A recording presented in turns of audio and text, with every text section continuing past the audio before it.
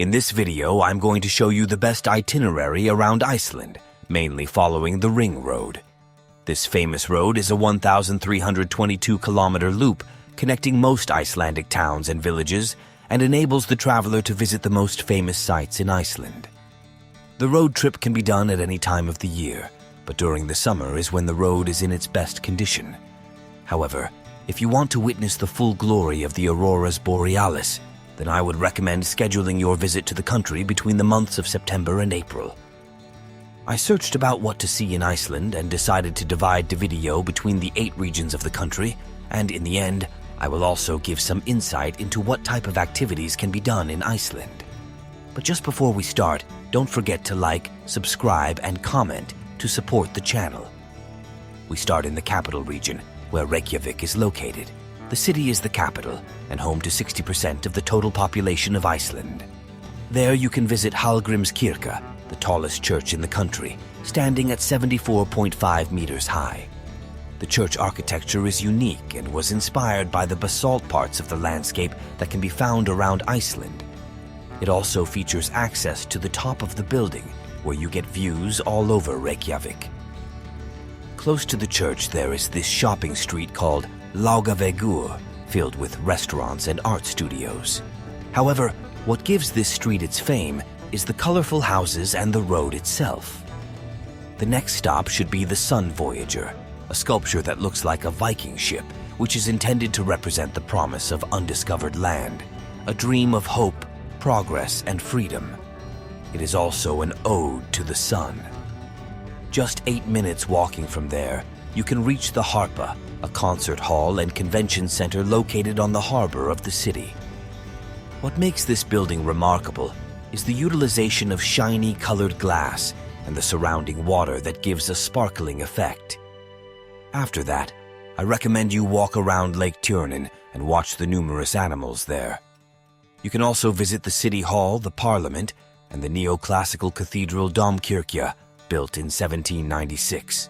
Besides that, the city has a couple of museums, and the main ones are the Reykjavik City Museum, which shows the origins of Iceland and the first settlers here. The National Museum of Iceland, where you can learn more about the history of Icelandic culture. The Perlin Museum, with its nature exhibition of animals and the origins of the volcanic landscape, and a replica of an ice cave. For last, there is the Icelandic Phallus Museum, the only penis museum in the world, where its collection ranges from whales to bulls. The next stop is the harbor, where you can visit the Thufa and the exhibition Whales of Iceland, with its 23 life-size scale models and the possibility to book a boat tour for whale watching. The best time for that is between May and October, and just before leaving the region, you can visit the Sky Lagoon and enjoy a warm bath with views over the Atlantic Ocean. The next region is the Southern Peninsula. There you can visit the Garder Old Lighthouse, the Gunnover Hot Springs, and the Brimketill Lava Rock Pool. Besides that, what cannot be missed is the Blue Lagoon, the world-famous geothermal spa, known for its hot, milky blue waters. Not far from there, you can visit the Litli Hrútur volcano, which is currently active. Witnessing the lava flowing down the volcano is an unforgettable experience. However, you should take safety precautions and look for the latest information. The last 2 spots in the region are the Gigvatnsvatn Lake, which is a volcanic crater that got famous because of its green color, and Stora Eldborg, the highest of 5 craters lying along a volcanic fissure in the slopes of Geitafell. The third region is the southern and is the one with the most places to visit. With 20 locations just in my list, it is considered by many as the most beautiful part of Iceland. The first I should mention is Strókr, an active geyser which spouts water 30 meters into the air every few minutes. The next one is the Gullfoss Falls, a waterfall located in a canyon with a height of 32 meters.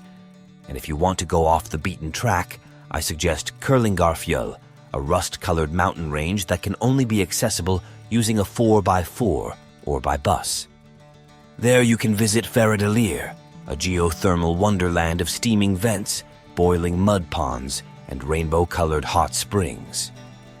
Hæfoss, the second highest waterfall in the country, with a drop of 120 meters, is located in the region and shouldn't be missed neither. The next location is Jokulsarlon, a hill offering beautiful panoramic views over the valley of the Þjórsá River up to the Hekla volcano. Seljalandsfoss is one of the most famous waterfalls in Iceland due to the possibility for the visitors to fully encircle it. The cliffs behind the falls have a wide cavern and a path that is only accessible during the summer. Close to this waterfall is Glacier, a small waterfall partially obscured by the cliff rock, but hikers can follow a trail to enter the narrow canyon where the water plummets to a small pool. Another waterfall close by is Drifandi, with a fall of 70 meters that goes down the steep mountainside. During the winter, the water freezes and forms giant icicles. Now moving east is Skogafoss, a canyon around 2 kilometers long and up to 100 meters deep. At the end of the canyon, there is a waterfall, but to reach it, you should expect to cross small rivers and jump slippery rocks. Another place in the region that should be visited is Eyjafjallajökull, a volcano completely covered by an ice cap. The volcano stands 1,651 meters high, and its last eruption was in 2010, which disturbed air travel in the northern and western parts of Europe for a week. And if you want to go for a swim, after all the exploration done, you can do just that in Seljalandsfoss, a 25-meter outdoor swimming pool. Another famous waterfall in the region is Skogafoss, one of the most beautiful and with a width of 25 meters and a drop of 60 meters. The land underneath the waterfall is flat, so it is actually possible to stand just below it. You will definitely get soaked, but it is an amazing experience. After exploring the Icelandic nature, I recommend visiting the DC-3 plane wreck, which is just 10 minutes away from Skogafoss. The plane crashed in 1973 after encountering severe icing, but fortunately, all of the 7 crew members survived. Another stop should be the Dýrhálli viewpoint, with views over the cliffs and the black sand beach. It is also the southernmost part of Icelandic mainland. The black sand beach is called Renisfjara and is a famous stop for tourists. I should advise you to be careful while on the beach, due to the sneaker waves that from time to time can surprise anyone and overthrow someone. Close by there is a church I recommend you visit. Not because of what is inside of the building, but because of the outside views over the ocean and the village. One of the last locations in the southern is Giggja, a cave also called the Yoda Cave due to the shape of its opening. A couple of years ago, it wasn't so famous, but after the movie Star Wars, Rogue One was filmed here, the place became well known. For last, there is Fjallajökull, a beautiful canyon 2 kilometers long and 100 meters deep. What makes it so special are its sheer, turning and twisting walls, full of oddly shaped salient and bumps dotted with soft grass and patches of moss. Deep in the canyon, a lazy river serpentine towards the sea. Now in the east region, we can find Jokulsarlon, a large glacial lake in the southern part of Vatnajökull National Park. It is the deepest lake in Iceland at over 284 meters, and the size of the lake has increased fourfold since the 70s because of the melting glaciers. Close by, there is another attraction called Diamond Beach that got its name because of the giant icebergs that stand tall on the black sand beach and absorb the natural light to reflect, resembling diamonds. Now, moving east, you will find the Stokksnes Peninsula, one of Iceland's top destinations, where the Vestrahorn mountain is located, a place full of wonder with its mountains' peaks, black sand beaches, and steep cliffs. The next stop should be Hengifoss, the third highest waterfall in Iceland, at 128 meters. But just before you save this place in your list, just know that from the parking lot to the waterfall, it takes up to an hour to get there. After that, I recommend visiting Stöllugil Canyon, known for its columnar basalt rock formations and the blue-green water that runs through it. Once you arrive there, you will find resemblances to the Hallgrímskirkja church. And for the last location of the region, we have the Skogafoss waterfall, surrounded by basalt rock columns, and one of the most beautiful in Iceland. Now, moving to the northeast region, we have another waterfall. This one is called Dedifoss, is 100 meters wide and 45 meters tall, and is said to be one of the most powerful ones in Europe. The next location is Maivatn, a lake with many small islands inside. It is a great place for bird watching and is even possible to bathe in the thermal waters. Close by there is Griotakja, a small lava cave that was used by the locals as a bathing site. It got its fame after Game of Thrones filmed here. The last two suggestions for this region are two waterfalls close to each other. First, we have Skogafoss, nicknamed Waterfall of the Gods, and what makes it special is its horseshoe-shaped rock that separates the waterfall in two. The other waterfall is called Geitafoss, the smaller downstream of Skogafoss, and has a height of 5 meters. Nonetheless, it is worth visiting. For the Northwest region, I only have two locations that are worth stopping by. This is not to say that there is no natural beauty in this part of the country, but they are more spread out. The first one is Reykjafoss, a waterfall far from the touristy path, but totally photo-worthy. The next one is Fitzurkur, a 15-meter-tall basalt rock standing close to the Icelandic shore. Erosion from the cascading seawater has carved 3 large holes through the basalt rock, sculpting and shaping it into what appears as some petrified, mythological animal. Some say it is a troll, others see an elephant. The next region is the Westfjords, where Hornstrandir is located. This nature reserve is perfect for those looking to hike and explore the diverse flora and fauna that inhabits the place.